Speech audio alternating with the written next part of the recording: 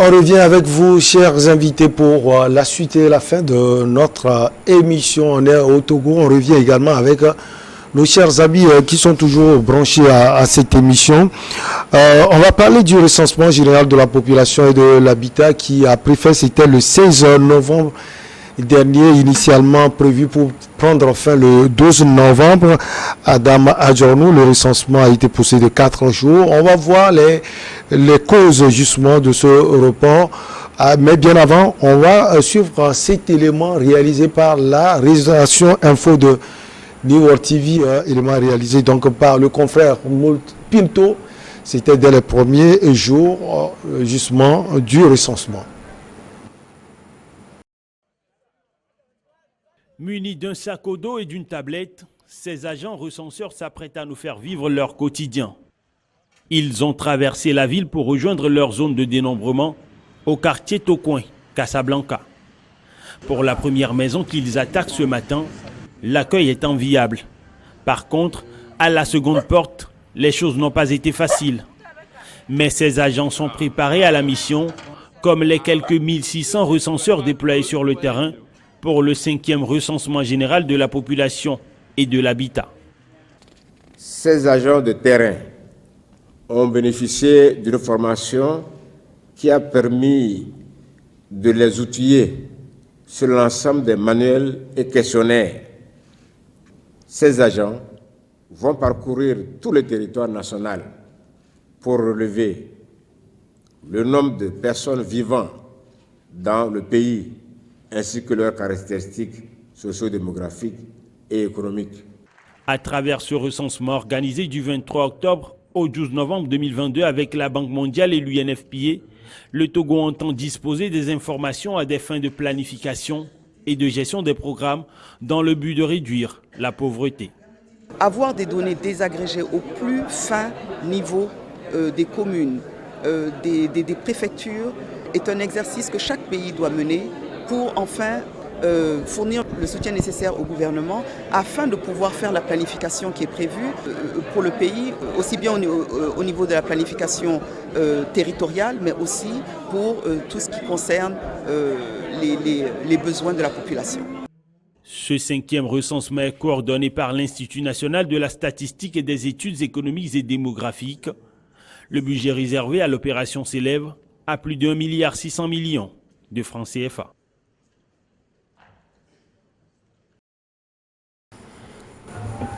Élément donc réalisé par Helmut Pinto, Adam Adjornou, c'était dès les premières heures de ce recensement au Togo. Alors, première remarque, on a senti des réticences. Qu'est-ce qui peut expliquer cela? Oui, bien évidemment, vous savez, la question évoquée, c'est une question évidente et partagée dans l'opinion dans les premiers jours de ce recensement. On a constaté qu'il y avait véritablement donc des réticences, mais également des difficultés de ces agents recenseurs-là dans certains quartiers, de vraies difficultés. On ne va pas quand même stigmatiser des quartiers, sinon il y a des exemples quand même qu'on pouvait donner. Et ces exemples-là sont liés, ces difficultés plutôt, sont liées du fait que l'approche communicationnelle engagée dès le début de ce recensement-là était une approche qui n'avait pas pris. Ce qui n'avait pas pris, c'était une approche qui n'avait pas entièrement retenu l'attention et le regard de la population. Puisque quelque part, il y avait un facteur qui était complètement oublié. Et ce facteur-là était lié au fait que, vous savez que nos pays, il n'y a pas que le Togo, nous sortons peu à peu d'une crise économique et l'entièreté de la population ne s'est pas totalement retrouvée. Elle n'a pas retrouvé donc ses allures d'antan en ce qui concerne donc la situation économique. Donc, pour des gens, ils se fourvoyaient d'abord en comparant ce recensement à d'autres recensements, et des gens ne comprenaient pas. Donc, le sérieux qu'on pouvait lui accorder n'était pas donc au rendez-vous.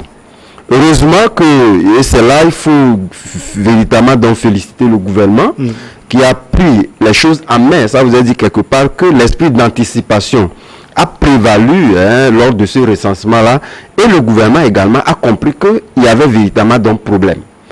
Et il s'est ressaisi et a mis en place donc des dispositifs alternatifs. ces dispositifs alternatifs-là ont pris pratiquement la totalité, sinon presque, des canaux de communication, qu'on soit dans la communication alternative ou dans la communication traditionnelle. Ce mécanisme a pris l'entièreté donc de ces mécanismes-là et ont permis de pouvoir donc rebondir sur un certain nombre d'aspects et faire expliquer la situation. Et n'oubliez pas également le porte-à-porte. C'était toute une machine qui était mise en branle pour faire comprendre à la population le bien fondé d'abord de ce recensement et de quoi il est question. On n'était pas dans un recensement communicationnel ou commercial, ce que la population avait cru entendre. Et ça, la population a compris véritablement donc le bien fondé de ce recensement. Et je paraphrase par exemple à l'entame de ce recensement où la présidente de l'Assemblée nationale avait dit, puisque il y avait une partie de ces communications-là où était autorisée l'institution, ou sinon le ministère en charge de ce recensement-là avait expliqué aux députés. Et ces députés-là, dès les premières heures, étaient donc mobilisés pour amener chacun des députés à pouvoir donc prendre le terrain et expliquer le pourquoi de ce recensement-là. Et de cette partant de là que vous allez constater que tout, après 5 ou 6 jours où on a constaté une nonchalance, la machine a véritablement pris et les populations ont eu véritablement donc un engouement à adhérer à ce processus-là. C'est ce qui a permis de pouvoir donc engranger ce résultat. Déjà, les 3 jours, c'était véritablement pour faire en sorte que les 3 jours de prolongement, qui, n'oubliez pas, qui ont permis, ce sont des sommes également qui ont été engagées, puisque lorsqu'on voilà, 4 jours. Vous constaterez que véritablement, donc, c'est des montants de surplus que le gouvernement va encore débourser pour donc rattraper. Et ça, déjà, les 3 jours, les objectifs déjà étaient atteints avant les 3 jours. Mais justement, pour permettre à ceux qui n'avaient pas encore pris à bas le corps sur le recensement de pouvoir donc se rattraper. Et moi j'ai apprécié disons la formule retenue par l'institution en charge de ce recensement, parce que les agents recenseurs n'avaient pas que à pouvoir donc ils avaient des portions qui leur étaient donc indiquées qu'il faut obligatoirement donc remplir. Donc vous avez constaté qu'il y avait des gens arrivés, ils ont fait le tour des maisons, mais ont pris même des numéros et ont appelé des gens et en sont déplacés de leur commune justement pour aller donc interviewer, sinon poser des questions à des gens qui sont en ville, qui sont loin, justement pour donc remplir les objectifs qui leur étaient donc assignés. Donc moi je pense que la formule retenue dernièrement devait donc servir d'exemple. À l'avenir, on pouvait économiser ce temps perdu et de l'argent qui était donc perdu si tel était qu'on avait véritablement su s'engager et pour déceler les problèmes qu'il y avait sur le terrain. Quand je le dis véritablement, donc il y a les agents recenseurs ont eu d'énormes difficultés dès les premières heures. Les gens, il y a même un agent recenseur qui m'a dit qu'il était même victime du fait que arrivé dans une maison, il était obligé, les gens l'ont bloqué, ils l'ont enfermé dans la maison pendant un moment donné et que les gens sont revenus avant de les ouvrir. Donc vous voyez, ça veut dire que les gens n'ont visiblement pas compris. Mais je pense que la formation qui leur était donnée était une formation à la hauteur. On a vu la sortie également de Mme Johnson. Oui, qui a fait beaucoup. Il y avait même des réunions pour jauger l'efficacité à mi-parcours pour savoir véritablement à quoi s'en tenir pour la suite. Et donc je pense que quoi qu'on dise, en attendant, nous n'allons pas mettre la charrue avant le bœuf, avant même que les résultats définitifs soient. Donc puisqu'il n'y a pas encore eu, après la fin, une conférence de presse pour nous dire les objectifs sont atteints ou pas. Mais on peut véritablement donc le constater si moi je prends le facteur lié au fait que je vous disais tantôt qu'il y avait des agents recensés au dernier jour, sachant pertinemment qu'il y avait des gens, quand ils sortent de la maison très tôt, ils ne reviennent que très tard. Mais ils ont pris des numéros, sont partis les rencontrer à leur lieu pour donc leur poser des questions. C'était une efficacité donc à capitaliser. Oui, en tout cas, ce recensement avait ouvert ses portes c'était le 23 octobre, il devait les refermer le 12 novembre. Finalement, c'était le 16 novembre. Alors, selon le ministre Boukpessi, la décision a été prise afin de consolider les résultats déjà obtenus, de permettre également aux populations encore hésitantes d'adhérer au dénombrement de la population. Même question à vous, est-ce que vous comprenez pourquoi la communication à un certain moment n'a pas eu aussi d'impact et que les gens ne sont pas arrivés à comprendre ce qui devait être fait? Moi, je dirais même qu'aux premières heures, il n'y avait pas eu de communication. Il n'y avait pas eu de communication, nonobstant que celui-là qui dirigeait l'INSED était passé sur quelques médias pour parler du recensement, sans pour autant permettre à ce que les journalistes en parlent énormément dans leurs journaux, dans les présentations et autres. Et il n'y avait pas eu ce genre de choses. Moi, je me dis que le travail qui a été fait pendant ces 4 jours de prolongation était meilleur par rapport à ce qui avait été fait depuis le début. Pendant tout ce temps. Parce que il y avait pratiquement des maisons qui n'avaient pas été visitées. Et des gens, moi, chez moi particulièrement à la maison, j'étais rentré, j'ai vu, ils ont écrit RGPH sur le mur. J'ai demandé à ce que, est-ce qu'il y a des... Parce que chez moi, je sais très bien que déjà à 7h, 7h30, il n'y avait plus personne à la maison. Et j'ai demandé, bon, est-ce qu'il y a des agents de recenseurs qui étaient passés par la maison? Ils disaient non, que bon, ils n'ont pas été recensés. Et ce n'est que le dimanche d'après qu'ils étaient venus, je leur demandais, mais comment se fait-il que vous n'avez pas pu recenser personne? Et puis vous avez écrit sur le mur, ils disent que non, c'était pour identifier, autre. Là, je me dis, bon, il n'y a pas de souci. Le plus important est qu'on s'est fait recenser. Maintenant, après, il y a certaines personnes qui pensaient que c'était des recensements électoraux. Il y a eu aussi cela, cette confusion. Oui, ce que je me pose des questions si les recensements électoraux faisaient du mal à quelqu'un. Même si c'était des recensements électoraux, c'est pour le bien du pays quand même. Mais les gens se sont quand même sentis frustrés, fustigés, d'autant plus qu'il y a certaines questions qui touchaient pratiquement l'intimité de certaines personnes. Donc, les gens se demandaient, mais pourquoi tu me poses ce genre de questions? Et véritablement, il y avait eu des problèmes entre les agents recenseurs et ceux-là qui étaient censés se faire recenser. Certains même étaient passés par les agents recenseurs comme si c'était eux les dirigeants du pays pour passer des messages, pour leur dire, allez dire à vos dirigeants. Donc moi je me dis que c'est la première fois que l'INSED gagne ce marché-là qui est financé par l'UNFPA à hauteur de 8 milliards 500 millions. Je ne sais pas ce que le gouvernement a ajouté après, mais quoi qu'il en soit, les 4 jours de prolongation ont engrangé des fonds supplémentaires de dépenses au niveau du gouvernement. Donc le gouvernement a aussi contribué à ce que le recensement soit fait. Donc dans chaque... Puisque moi j'ai eu à travailler avec certains instituts ONG, dans chaque recensement, bien à chaque fois qu'il y aura certaines activités, il y a une rubrique communication qui est prévue. Il va falloir qu'on nous fasse des comptes pour qu'on sache réellement ce qu'on a fait de cette rubrique communication-là, parce que moi, je n'ai pas senti cet institut-là au niveau de la communication. C'est plutôt certains partis politiques, notamment le ministre, il vient de le dire, ce sont ceux-là qui ont eu à travailler beaucoup plus. Et certains journalistes, même qu'ils n'aient pas été financés, mais ils ont fait le travail. Notamment sur ce plateau, il y a des journalistes qui, à chaque émission, appellent à ce que la population se fasse recenser, accepte les agents recenseurs. Et moi, j'ai remarqué quelque chose d'autre, et plusieurs personnes l'avaient dit. Il y a certains agents recenseurs, quand ils se pointent devant toi, la tablette se décharge complètement. Et ils disent, bon, on va revenir demain. Comme si la personne va encore rester à la maison, demain vous attendre pour que vous puissiez revenir. Donc, il y a des choses à corriger pour l'avenir. Et même pour l'avenir, je pense que ces fonds-là allaient quand même servir pour certaines choses, parce que je pense qu'on est encore à un stade embryonnaire de développement urbain. Et ça ne doit pas se faire. Je ne pense pas que dans les pays développés comme la France, les États-Unis, on passe de maison à maison pour compter les gens.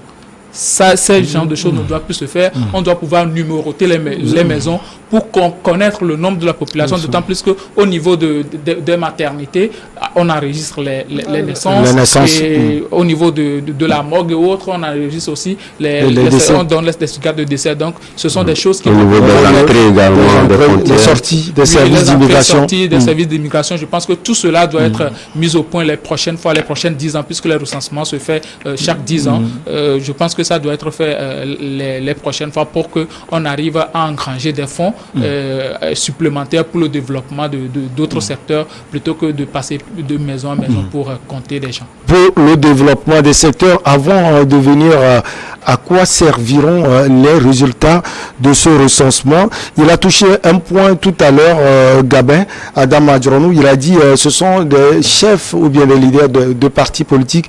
Il y a également il y a des maires, des préfets, des députés qui ont fait finalement le job. Moi, j'ai reçu honorable Sénat Alipu de l'UFC, Georges Eo, agent au maire de Koto, est passé par là, chef Togbi Didjolé est aussi passé par là. Des journalistes ont également fait le boulot. On a plus vu l'implication à un moment donné des politiques. C'est intéressant. Oui, et ça, c'est justement à mettre à l'actif du fait que nous avons, après les élections communales où les maires sont installés, puisque pour certains, ils avaient voulu que ces partis politiques-là ou ces leaders politiques-là puissent s'exprimer sur la bannière de leur parti politique.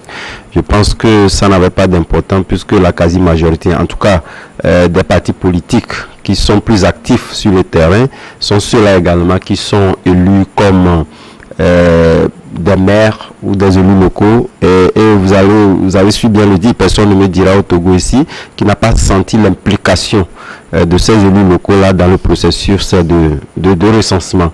Donc c'est déjà très important. Malheureusement ce processus là était limité, comme venait de le dire Gabin, sur la question des médias qui n'étaient pas au début impliqués suffisamment.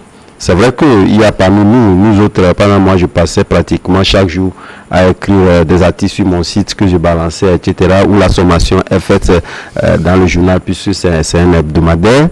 Nous l'avons fait, fort heureusement que le gouvernement qui a eu, parce qu'il faudrait quand même le féliciter, puisque l'institution avait entre-temps affecté ce volet de communication à une agence qui a foutu pratiquement le bordel, qui n'avait pas véritablement vu la chose venir et amener le gouvernement tout droit dans le mur. On risquait de rater ce recensement-là si tel que le gouvernement jouait donc à la bureaucratie. Tel n'a pas été le cas. On a mis les gens sur le terrain et le constat est vite fait levé.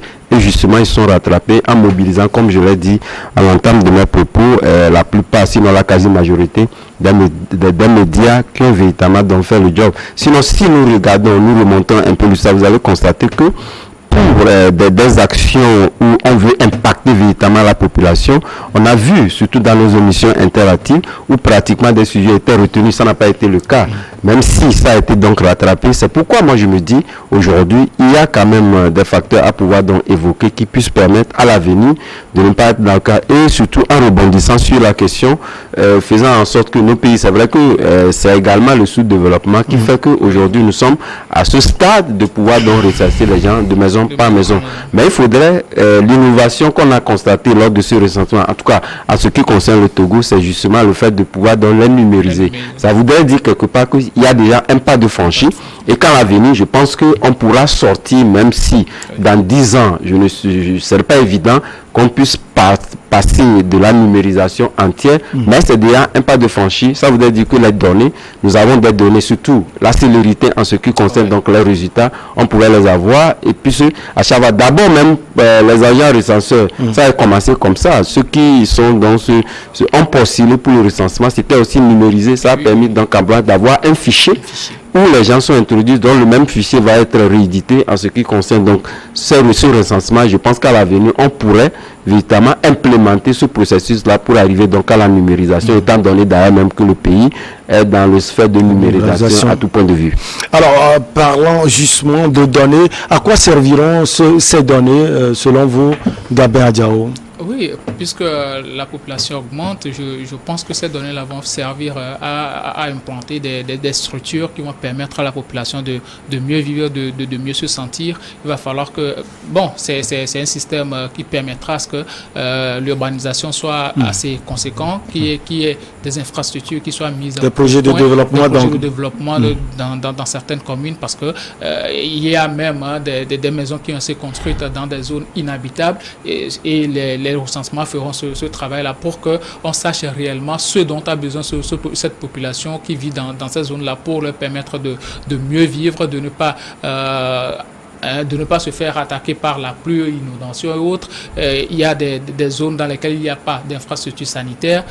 le recensement va permettre à ce que le gouvernement sache qu'il y a tel nombre de populations dans cette zone. Si on implante un hôpital dans cette zone-là, ça va permettre à la population de mieux vivre, la construction des écoles et autres, les projets de développement tout court. Donc je pense que c'est une bonne chose. Hein. C'est ce que la population n'avait pas compris auparavant. Mais après l'intervention du ministre et notamment des médias et secrétaire général surtout également. Oui, je pense que les populations ont compris que c'est pour leur propre développement que ces recensements-là ont été faits. Le gouvernement va recueillir ces données-là pour leur permettre de construire des infrastructures, que ce soit sanitaires, des établissements scolaires et autres, pour permettre à ce que la population puisse mieux vivre. Donc, je pense que c'est cela. La population ne va pas en décrescendo, mais on augmente au fil du jour. Et à chaque moment, je pense qu'il faut...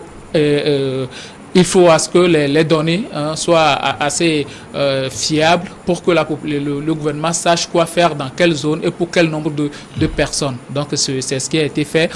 Vivement que les attentes de la population ne soient pas déçues, parce qu'il y a beaucoup de personnes qui se posent la question de savoir, on avait été recensé en 2010, mais ce qu'on nous avait promis, ce qu'on nous avait dit, on est resté à l'état. Donc je pense que puisqu'on évolue, le gouvernement va faire en sorte que les choses puissent aller dans le bon sens pour que la population ne soit pas dans le doute la prochaine fois où ces recensements-là auront encore lieu. C'est encore le lieu d'appeler la population et surtout le gouvernement qu'on implique les mairies, puisque les élections communales ont eu lieu, on implique les mairies à ce que les données qu'on vient de recueillir, puisque à chaque moment il y aura des naissances, au même moment qu'on recense, il y a encore des naissances, il y a encore des décès. Donc il va falloir qu'on arrive à harmoniser tout pour que les données soient transmises au fur et à mesure, pour que le gouvernement sache quel nombre de populations on a à tel endroit et qu'est-ce qu'ils ont besoin, parce que en plein recensement, n'oublions pas que le nombre de la population mondiale a été donné, et il y a certaines qui m'ont posé la question de savoir comment est-ce que nous on est en train de faire notre recensement, on n'a pas encore les données, et puis eux ils publient le nombre de la population mondiale. Est-ce que notre recensement ne compte pas? Je leur dis ils sont des données, ils ont des satellitaires et des satellites et tout, ils peuvent avoir les données qu'ils veulent, mais c'est important que nous-mêmes, nous ayons nos propres données pour savoir ce que nous allons faire avec. Oui, Adam Adjordou, vous voulez ajouter quelque chose sur justement à quoi serviront ces données recueillies? Oui, ces données, moi je partirai tout simplement de ce qu'a dit la présidente de l'Assemblée nationale, qui a dit, je le disais tantôt, à l'entame de ce recensement, en appelant la population togolaise que c'est un acte pour soi. Pourquoi un acte pour soi? Je pense tout simplement un exemple. Lorsqu'il était question de pouvoir faire des transferts monétaires à la population, vous avez constaté les difficultés que l'autorité a eues. On a eu même ceux qui ne devaient pas avoir, les fonctionnaires même qui ont eu, par mégarde, donc ce transfert monétaire. Or, c'était dressé, ce sont des transferts qui étaient donc dressés donc, à une proportion donnée. Lorsque ce recensement donc, est fait, ça permettra dans les planifications de pouvoir savoir catégoriser d'abord la population. C'est de toute évidence, quoi qu'on dise, c'est vrai, lorsqu'on fait la planification politique, il est évident que cette proportion, lorsqu'on édifie un programme ou un projet pour une portion donnée, il faudrait quand même que le souhait serait que la totalité de ces portions-là puisse être atteinte. Or, il y a des marges négligeables où pratiquement le gouvernement se dit, voilà, si on atteint tel taux, c'est déjà suffisant. Or, ce n'est pas évident que ceux-là qui sont concernés sont ceux qui sont donc, à qui sont destinés donc cet enfant monétaire-là. Donc, avec ce recensement, on sait catégoriser la population et les planifications politiques qui vont avec. Donc, ça permettra au gouvernement, à l'avenir, de pouvoir donc faire des planifications en tenant compte d'une proportion qu'il maîtrise, dont il a donc l'effectif, et on ne pourrait pas aujourd'hui surfer sur des proportions en disant voilà, nous avons cette proportion qui atteint, donc on peut estimer qu'il y a eu donc succès. Il faudrait quand même que la proportion puisse être totalement atteinte pour faire en sorte que demain, que la justice sociale soit plus une réalité dans nos pays, et ça passe par le recensement général de la population. Voilà autant d'autres données qu'on pouvait expliquer à la population pour qu'elle puisse adhérer donc à ce recensement, ce qui n'avait pas été fait, puisque de toutes les façons, si, suivant dans des canaux de communication restreintes auxquels les journalistes sont invités, mais nous n'avons pas quand même ni les moyens, ni le temps matériel pour expliquer à la population. Il faudrait qu'à l'avenir, c'est pourquoi je dis que les ratés du début de ce recensement serviront que soit, puisqu'il y a d'autres enquêtes qui interviennent. Vous savez, le CID a fait beaucoup d'enquêtes par le passé, et je pense que cela permettra donc à ces institutions-là à l'avenir de pouvoir véritablement capitaliser sur ces ratés-là et éviter à ce que nous perdions dans l'argent, parce que lorsqu'on parle de 3 jours, c'est également des millions qui sont perdus. Ces millions-là pourraient servir donc à autre chose. Voilà pourquoi la population est invitée, même après ce recensement, à pouvoir, je pense que après ce recensement, continuez pas à expliquer à la population, voilà ce qu'a servi donc ce recensement et au bénéfice de la population. Donc je pense que la présidente de l'Assemblée nationale avait tout dit en disant que c'est un recensement pour soi. Allez, on est au terminus, presque les résultats donc de ce recensement sont attendus. Adam Adjoronou. Oui, bien évidemment. Je pense qu'il y a des dates qui sont données, mais étant donné que on a eu dans ce prolongement-là, ça va affecter naturellement les prévisions estimées avec le temps, mais de toutes les façons, avec cette numérisation, je pense que ça ne va pas tarder. Ça ne va pas tarder. C'est le terminus, c'est mardi. Vos cartons? Non, mon carton, bien évidemment, puisque nous sommes dans l'ère du temps, parlant donc de ce recensement, je l'adresse au secrétaire général, Madame Ablamba Johnson, qui a su mener intact et à côté de près, du ministre Pré, qui ont eu véritablement à anticiper sur un certain nombre de choses et à permettre à ce que, même si les résultats ne sont pas connus de toutes les façons, il y avait eu beaucoup de mécanismes qui permettront à ceux qui n'avaient pas pu se faire recenser de le faire.